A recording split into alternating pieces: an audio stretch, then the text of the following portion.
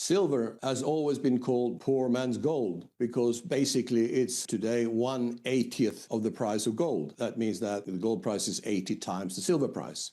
I don't think silver will be called poor man's gold for very long because silver is now in the position where it's likely to catapult to much, much higher levels. It's being held at the $50 level. If we look at this graph, it was $50 in 1980 when gold was $850. It was $50 in 2011 when gold was $1,920. And it's just under $50 today when gold is over $4,000. So clearly, silver has been suppressed for the simple reason that there isn't enough stock of silver around. There is a shortage of silver every year, and that shortage is covered by short-term borrowing of silver, which means that it's silver that has been rehypothecated once or several times and not really existing silver stocks, which are free and clear. So we're going to see now, I think, and there probably could be in the next few days, silver not being held below this line. And it is the $50 line is not a resistance line, it's a catapult line. And I think once we go across that line properly, we have already been past it by a couple of dollars. Once we go across it properly, silver is going to shoot up to $60, $70, $80 in a very short period of time.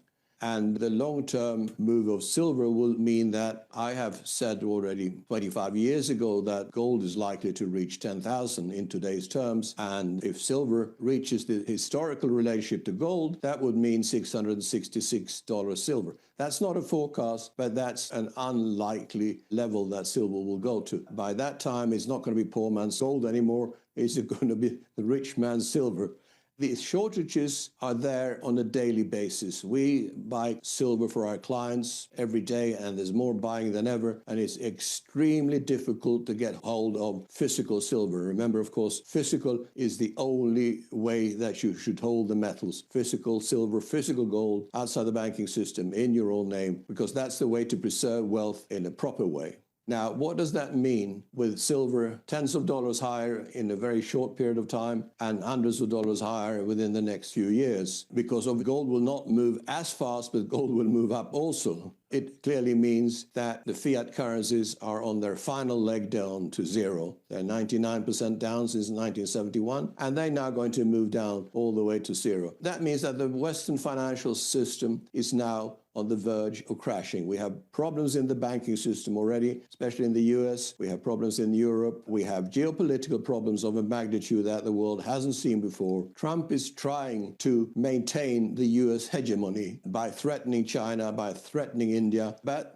they're not responding. China says it doesn't give a damn about the tariffs that Trump is imposing on higher and higher levels. And as a matter of fact, anyway, China's export to the US is now only 10%. So the US is not that important market anymore. So China is not going to give in to the pressures or the blackmail of Trump, nor is India. Trump has also threatened India with sanctions because they buy Russian oil. But India is not giving in to these pressures. As a matter of fact, Modi refused to take a call from Trump recently, thus totally ignoring him. At the same time, he went discussions with Xi in China and with Putin. So the power is totally shifting from west to east, as we have been talking about in the last few years. And that is now accelerating, and that will accelerate further with the collapse of the fiat currencies in the West especially. And the power, not just political power, but the power of money will move also to the east. And of course, Eastern countries are buying more gold than ever. China,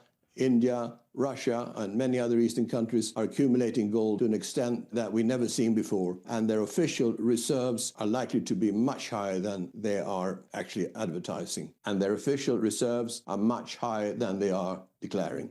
So we're getting to the end of a monetary era, an era which started in 1913 with the creation of the Fed, and the decline accelerated in 1971 when Nixon closed the gold window. And now we are at the final leg down, which is going to be an absolute disaster for the West and for financial assets and for investment assets. As I've declared already previously, I am very certain that stock markets will lose at least 90% of their value in real terms, which is measured against gold. So holders of stocks, holders of bonds, holders of financial assets are going to have destruction of their wealth that has never been seen before in history. This is why it's absolutely essential from paper assets, from stock markets, from bond markets, even from property markets, into physical gold and silver. That's what's going to save you when the collapse starts in earnest with falls that nobody expects. So get prepared, buy physical assets, gold and silver, and cut down on your other assets like stocks and bonds.